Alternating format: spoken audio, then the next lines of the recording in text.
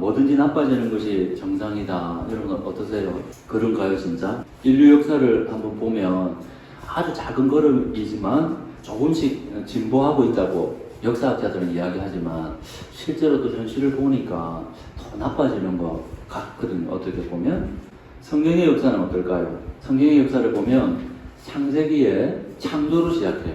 근데 이제 그 하나님의 역사의 마지막 단락인 열왕기서에 보니까 왕권이 멸망하는 걸로 끝납니다.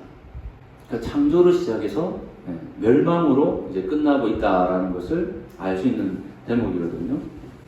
부푼 희망으로 시작했다가 끝이 어떻습니까? 어둡죠.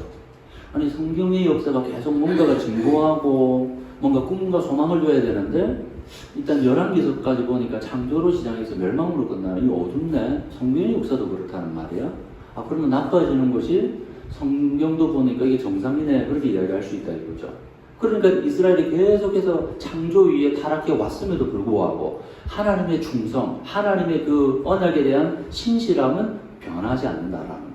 그 하나님을 떠난 인간의 본질이 계속해서 타락하고 추악하고 불의로 가득한 세상 속에 있음에도 불구하고 그것을 고치시고 바로잡고 회복하시는 하나님의 신실함은 변함이 없으시다라는 거예요. 그래서 마지막에 누구까지 보내주셨습니까? 우리 히브리서 1장 1절에 그 마지막 때에 그 종말에 예수 그리스도를 보내주시잖아요. 그 얘기는 뭐냐면 충성을 맹세하신 하나님께서 그동안에는 다른 인물을 통해서 다른 방식으로 해왔는데 결국 안 돼서 누가 오신 거예요? 하나님 자신이 오신 거잖아요. 그 신실한 역사가 주님 오시는 역사의 마지막 때까지 계속 된다는 거예요. 그래서 내가 하나님을 믿는다고 할 때 가장 큰 유익이 뭡니까? 사람들은 변하잖아요. 믿었던 남편도 부모도 자식도 다 변해요. 근데 그 하나님은 변하지 않는다는 거예요. 나는 하나님 앞에 변해도 그 하나님 앞에 변한 나를 내려놓고 하나님 잘못했습니다라고 무릎 꿇는 순간 하나님은 나를 영원한 내 편으로 든든하게 나의 삶을 다시 새로운 길로 기회를 주신다는 거예요. 그게 너무 좋은 거거든요. 그래서 열왕기에서 보니까 솔로몬의 왕권이 왕이 되는 그래서 솔로몬의 왕권을 강화하는 것으로 시작해서 뭘로 끝나냐면 포로로 잡힌 거는 나라가 망해요. 그럼 그 중간의 내용들이 뭐냐? 왕들이 타락한다는 거예요. 그러니까 창조로 시작해서 포로로 이렇게 전락하고 만다라는 거예요. 인류의 역사도 그렇고 성경의 역사도 나빠지는 것이 그럼 어떻습니까? 정상인가 보다. 솔로몬의 흥망성쇠. 둘로 나뉘는데 왕권을 강화하는 게 1장부터 10장까지. 그 다음에 왕권이 하루아침에 몰락하는 게 11장. 사무엘하 11장. 다윗이 승승장구에다 어디서 무너지죠? 바세바 사건. 사무엘하 11장. 자, 1장에 보면 왕이 되는 과정이 있는데 솔로몬이 왕이 그냥 되지 않아요. 첫째, 다윗이 노쇠예요. 늙었어요. 자, 그러니까 그 틈을 타서 누가 등장하냐? 아도니아가 딱 등장해요. 반역을 껴야 합니다. 그래서 이 반역에 대해서 진압을 해야 되잖아요. 누가 나서는가? 하나님의 뜻을 잘 알고 있었던 나단 선지자, 예언자가 등장합니다. 바세바와 연합으로 협력해가지고 다윗을 설득합니다. 하나님께 주신 뜻이 뭡니까? 솔로몬 아니었습니까? 그런데 그 솔로몬을 두고 지금 아도니아가 나서가지고 왕이 지금 되었다고 난리법석입니다. 이거 지금 다윗 왕께서 이거 정리 안 해주시면 이거 큰일 납니다. 내 생명도 그렇고 솔로몬도 결국은 반역자로 몰려서 죄인이 됩니다. 자, 그러면 아도니아를 가만히 보세요. 왜 반역을 했을까요? 첫째 아들이 암논이거든요. 그렇죠? 그 다음에 셋째가 압살롬이에요. 그러면 압살롬이 셋째가 반란을 일으켜서 아버지에게 반역을 일으켰잖아요. 첫째 암논을 죽이고. 그러면 지금 장자는 누구죠? 아도니아잖아요. 장자니까 어떻습니까? 내가 충분히 지금 왕이 될 수 있는 위치에 와 있다 이거죠. 열왕기하 1장 5절에 보니까 뭐라고 하면 아도니아는 자기가 왕이 될 것이라고 하면서 2장 15절에 보니까 임금 자리는 저의 것이었고 모든 이스라엘 사람은 제가 임금이 되기를 바라고 있었습니다. 왕에 대한 꿈을 버리지 못하는 거예요. 주님의 뜻이 있어서 이제는 아우의 것이 되었습니다. 왕을 세우는 자는 자기 스스로 왕이 되고 싶어서 왕이 될 수 있는 게 아니다 이거죠. 왕의 자리는 하나님의 권한이거든요. 하나님의 절대적인 주권에 의한 선택이란 말이에요. 그러니까 인간 스스로 결정할 문제가 아니다라는 거예요. 그러니까 주님의 뜻을 제대로 살핀 나단 선지자, 그리고 바세바, 그리고 노쇠했지만 그래도 마치 그렇지, 하나님의 뜻이 솔로몬이지, 다시 정신을 차리고 그걸 바로잡은 다윗, 이 사람들을 통해서 불안해 보이는 것 같지만 하나님의 뜻을 품고 붙들고 그게 소망을 두고 있는 사람들을 통해서 하나님의 역사는 이어가요. 그 이어져가는 하나님의 역사가 안 보이는 것 같잖아요. 근데 우리가 룻기서에서 뭘 배웠습니까? 룻의 이내가 그 한 마을에 일어나는 그 문제가 크게 보입니까? 본인은 그렇게 생각하지도 않았을 거예요. 그러나 후대에 하나님의 뜻을 품고 있는 어떤 한 사람이 룻을 통해 가지고 누구까지 온다는 걸 보게 된 거죠? 다윗까지 태어난 걸 보게 된 거잖아요.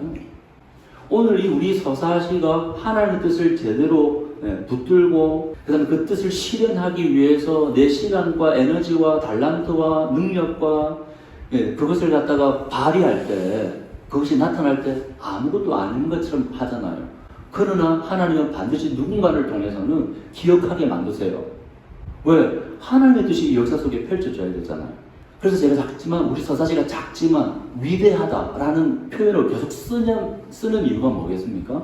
하나님의 뜻을 품고 있기 때문에 그래요. 왜? 하나님의 뜻이 위대하기 때문에 그렇지 않습니까? 그러니까 하나님 나라, 그리고 우리의 교회, 가정, 이 내 삶이요, 내 뜻이 아니라 철저하게 하나님의 뜻이 세워져야 된다는 것이, 그게 우리 어떻게 보면 살아가는 이유가 목적이어야 된다라는 거예요. 그래야 거기에 마음을 모으고 협력하는 것이 우리의 미션이 되지 않겠습니까? 그래서 로마서 12장에 바울이 뭐라 그랬습니까? 이제는 하나님의 선하시고 기뻐하시고 완전하신 뜻이 무엇인지를 분별하라 라는 거예요. 항상 기뻐하고 쉬지 말고 기도하고 모든 일에 범사에 감사하라. 그것도 하나님의 뜻이잖아요. 하나님의 뜻이 궁극적으로 여러 가지 뜻이 있지만 궁극적으로 뭡니까? 그 사람이 성장하고 성숙하는 거잖아요. 예수님을 닮아가는 인격과 성품을 소유하는 거잖아요. 조직과 돈이 아니라 사람의 성숙에 관심을 가져야 합니다. 그래서 우리 서사시가 더 믿어주고 더 아껴주고 어떻게 더 믿어줄까 고민하. 어떻게 더 아껴줄까? 어떻게 저 허물을 한 번 더 덮어줄까? 어떻게 저 모자란 부분을 한 번 더 내가 채워줄까? 어떻게 저 부족한 결핍을 내가 채울까? 그게 진짜 사람의 삶이고 그 사람의 성숙을 위해서 어떻게 합니까? 나도 주님처럼 십자가를 지는 삶. 그게 진짜 사랑의 삶이잖아요. 그게 진짜 주님을 닮아가는 삶이잖아요. 우리 서사시는 인정해야 될 게 뭐라고요? 사람은 변한다 안 변한다? 안 변한다 이거죠. 내 잔소리로 변한다 안 변한다? 안 변한다 이거죠. 내 날카로운 지적으로 남편이 변한다 안 변한다? 결코 변하지 않는다. 그래서 가정에서도 더 믿어주고 더 아껴주고 연약한 부분이 보일 때마다 더 기도해주고. 그래서 2장의 키워드는 뭐냐면 경고입니다. 경고. 솔로몬은 그의 아버지 다윗이 앉았던 자리에 앉아서 튼튼하게 되었다. 경고하게 되었다. 하나님께서 다윗과 언약을 맺으면서 다윗에게 준 약속이 뭡니까? 사무엘하 7장에 보니까 후계자를 세워서 튼튼하게 경고하게 하겠다. 그러니까 하나님의 그 약속은 변함이 없어요. 시간이 걸리더라도 하나님의 역사는 실현되고 이루어진다 그 말이에요. 그 말은 우리에게 어떻게 적용하면 되죠? 지금 내 삶은 불안하고 아무 일도 안 일어날 것 같지만 하나님께서 내게 약속하신 그 말씀이 내 삶 속에 때가 되면 반드시 이루어진다는 그 소망, 그 믿음, 그걸 붙들고 있으면 하나님의 역사가 나를 통해서, 우리 교회를 통해서 나타날 때가 있다 그 말이에요. 성경을 보는 이유가 그거예요. 아 진짜 다윗에게 약속했던 그 말씀이 이루어지네 진짜? 왕권의 경고함은 어디에서 오는가? 나의 권력이나 나의 힘, 소망, 생명, 자유, 부호, 은혜, 사랑, 이게 어디로부터 오는 겁니까? 다윗이 죽기 전에 솔로몬을 불러서 이제 사람들이 다 가듯이 나도 가야 된다. 때가 왔다. 마지막으로 너에게 남길 건 뭐냐 그러면 다른 거 없다. 내 삶의 기준이었던 하나님의 율법 그 말씀을 그대로 순종하고 따르거라. 그러면 너의 왕권은 영원하게 이어질 것이다. 근데 우리는 뭐냐면 말씀에 대한 그래 맞아요는 있는데 그 말씀에 대해 순종하지 않아도 하나님이 내 삶을 축복하고 경고하게 하실 거라고 생각해요. 그리고 구원도 당연히 주어질 것으로 생각한단 말이죠. 성경은 그렇게 말하지 않습니다. 그리고 이제 본격적으로 실제적인 왕권 강화 모두가 이제 3장부터 10장까지 드러나는데요. 거기서 중요한 키워드가 뭐였냐 그러면 지혜입니다. 지혜. 지혜가 뭐냐 그러면 듣고 분별하는 거예요. 이런 왕에게 제일 필요한 게 뭘까요? 이 백성을 잘 다스리려면 옳고 그른 것이 뭔가를 분별해야 되잖아요. 분별하려면 그 상황을 잘 들어야 되잖아요. 듣고 뭐가 옳은가를 잘 분별하는 거다라는 거예요. 솔로몬의 꿈속에 하나님 앞에 구합니다. 솔로몬이 구한 게 뭐죠? 지혜입니다. 내가 이 왕으로서 재판을 잘해야 되지 않겠습니까? 지혜로운 판결을 해야 되지 않겠습니까? 그래서 그 지혜를 받고 난 다음에 어떤 일이 벌어집니까? 두 엄마가 한 아기를 데리고 와서 자기 아기라는 거예요. 이거 어떻게 판결해야 될까요? 그랬더니 솔로몬이 이런 거예요. 칼로 그 아기를 반으로 나눠가지고 반씩 나눠줘라고 말이에요. 그랬더니 진짜 엄마가 어떻게 했을까요? 아유, 그러지 마세요. 자기 아기라고 주장하는 엄마한테 주세요. 그랬더니 솔로몬이 그렇게 요청하는 그 엄마가 네가 진짜 엄마구나. 얼마나 지혜로운 판결이에요. 일상에서 이 작은 에피소드로 끝나지 않고 나라를 잘 다스리려고 하니까 뭐 하고 있습니까? 사장에는 행정 조직을 잘 갖춰야 되잖아요. 그래서 지금 이재명 정부가 들어서고 나서 인사부터 하잖아요. 지혜가 행정 조직까지 확장됐어요. 그래서 그 결과가 어떻게 되는가? 유다와 이스라엘 인구가 늘어나고요. 바닷가에 모래알처럼 사람이 많아졌고, 바닷가에 모래알처럼 하면 생각나는 성경 구절 있어요? 누가 생각나세요? 하나님께서 아브라함에게 약속한 약속이 뭡니까? 하늘의 별처럼 바다의 모래알처럼 네 자손이 번창할 것이라고, 하나님 나라가 확장될 거라고. 그 축복의 선언인데 드디어 누구한테 와서요? 솔로몬한테 와서 이게 실현되잖아요. 5장 4절에 보면요, 나의 하나님께서 내가 다스리는 지역 온 사방에 안정을 주셔서 아무런 적대자도 없고 불상사가 일어날 일도 없습니다. 솔로몬이 이렇게 지혜롭게 다스리니까 한마디로 뭐라고요? 태평성대가 온 거예요.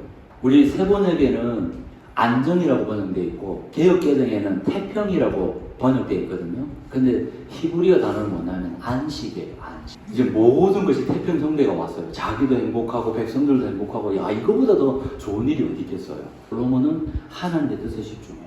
이스라엘의 중심이 뭡니까? 하나님이죠. 그럼 그 하나님이 우리의 중심 속에 들어오려면 이미 우리가 모세오경에서 봤지만 성막이잖아요. 그 성막을 다시 대연한 성전을 구축해야 되잖아요. 그래서 5장부터 재료를 준비해야 되죠. 그 다음에 일꾼들도 준비해야 되잖아요. 그게 5장 내용이에요. 그 다음에 6장이 이제 성전을 지어야 되잖아요. 어디부터 지을까요? 외부부터 짓고 내부를 갖다가 짓기 시작했어요. 그 다음에 외부 내부가 끝나니까 뭐가 있습니까? 비품이 자연스럽게 제작되고, 51절에 보니까 7장 왕궁이 드디어 됐단 말이에요. 즉 왕궁이 되었으니까 우리도 예배당 짓고 나서 봉헌하잖아요. 성전 그 중심에 뭐가 있어야 됩니까? 하나님의 임재를 상징하는 언약궤. 그 언약궤를 옮겨와요. 그랬더니 하나님의 영광이 드러나요. 성전이 완공되고 하나님의 영광이 임하면서 솔로몬이 백성들을 축복하고 기도하는 내용 가운데 그 핵심 내용이 뭐냐? 하나님이 진짜 어떤 분인가를 아는 거예요. 그래서 세상의 모든 백성이 주님만이 하나님이시고 다른 신이 없다는 것을 알게 되기를 원한다고 그렇게 고백하거든요. 그리고 마지막에 가서는 지혜가 가져온 부와 영광, 스바 여왕이 찾아와서 도대체 어떤 사람이 그렇게 지혜가 많고 나라를 이렇게 잘 다스려? 와서 보니까 대단한 거예요. 그래서 이 스바 여왕도 여러분 10장 읽어보시면, 야, 그 하나님 대단하시다. 그에게 지혜를 주신 하나님 정말 송축해야 되겠다. 이런 왕을 통해서 이런 지혜를 발휘하다니 정말 부럽다. 그래서 오늘 설교 제목이 뭡니까? 나빠지는 것이 정상이라는 거예요.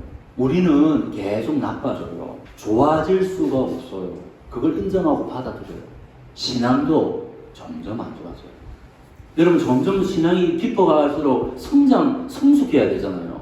근데 현실은 어떻습니까? 점점 안 좋아져요. 그럼 솔로몬은 왜 망가졌는가? 그렇게 하나님의 축복을 누리고 그렇게 잘 믿음 안에서 잘 했었는데 왜 이렇게 무너졌을까? 보니까 여인들이 문제였다라는 거예요. 그래서 주님이 어떻게 했습니까? 일찍이 경고하셨어요. 이방 여인과 결혼하면 안 되고. 왜 결혼하면 안 될까요? 그들이 섬기는 이방신이 있거든요. 그럼 네 마음을 빼앗길 수 있기 때문에 주의하고 조심하라고 일찍부터 하나님께서 그걸 경고했단 말이에요. 그런데 솔로몬은 외국 여자들을 좋아했으므로 마음을 돌리지 못했다는 말이에요. 마음을 돌이키면 되잖아요. 근데 마음을 돌이키지 못했다라는 거예요. 그러니까 우리 각자가 뭔가 신앙생활을 아무리 온전히 하더라도 각자의 그 트리거 있잖아요. 그것 때문에 탁 무너지는 뭔가가 있다니까. 아킬레스건이 있다니까요. 그래서 보세요. 솔로몬도 늙으니까, 다윗도 노쇠하니까 좀 약해지는데 그 아내들이 솔로몬을 깨워서 다른 신들을 따르게 하였다. 그래서 솔로몬은 자기의 주 하나님께 그의 아버지 다윗만큼 완전하지 못했다라는 거예요. 자, 더 중요한 건 뭐냐 그러면 솔로몬에게 2번이나 나타나셨어요. 계속 권면하고 설득하셨어요. 경고하시고. 사무엘서에서 우리 계속해서 확인했던 내용 아니겠습니까? 그런데도 솔로몬이 마음을 돌이키지 못해요. 그래서 하나님께서 대적자들을 통해가지고 몰락시켜요. 하나님께서 진노하셔서 대적자들을 세워요. 여기 대적이라는 표현이 히브리어로 사탄이라는 말이에요. 그래서 아이야가 나타나서 이제 왕국이 분열될 것이라고 예고하고 솔로몬이 죽으면서 이제 끝나요. 자, 이걸 보면서 어떻습니까? 나빠지는 것이 정상입니까? 우리의 신앙을 유지하는 것이 성장하고 성숙해가는 게 이게 관건이다라는 거예요. 자, 그러기 위해서 첫 번째가 여러분 기억해야 될 게 뭐냐? 구원에 대한 이해가 내가 예수 믿으면 그냥 천국 가고 구원 티켓 받고 나는 끝이다. 그리고 교회 생활하면 된다. 이렇게 신앙생활하는 것은 성경에서는 망한다고 이야기하고 있다는 거예요. 내가 구원의 내용이 거룩함을 유지하는 거네. 하나님 말씀대로 순종해 가는 거네. 그럼 거룩을 유지하고 그게 뭐지? 사랑하며 사는 거구나. 내 인격이 성품이 변화되어 가는 거구나. 그게 구원이 완성되어 가는 내용이구나. 그렇게 이해하셔야지. 왜냐면 착각하기 쉽게 나는 주일날 예배도 드리고 헌금 생활도 하고 직분자이고 봉사도 하거든요. 그런데 내 내면의 인격이 성품이 바뀌잖아요. 그런 분들 많이 보잖아요. 근데 교회에서는 뭐라고 선언하죠? 그 사람들에게 구원은 당연한 거라고 하나님의 축복을 선언한다 그 말이에요. 근데 성경은 뭐라고 선언하고 있어요? 아무리 다윗이라도 아무리 솔로몬이라더라도 경고하시잖아요. 심판을 선언하시잖아요. 그래서 우리 서사시의 관건은 뭐라고요?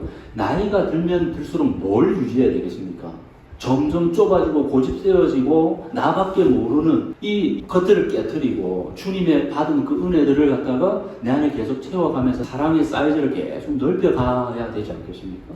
그래서 노후에 우리 아버지, 우리 어머니, 목사님 정말 더 믿어주고 더 아껴주셨다. 정말 겸손하게 그렇게 사랑의 삶을 사셨다.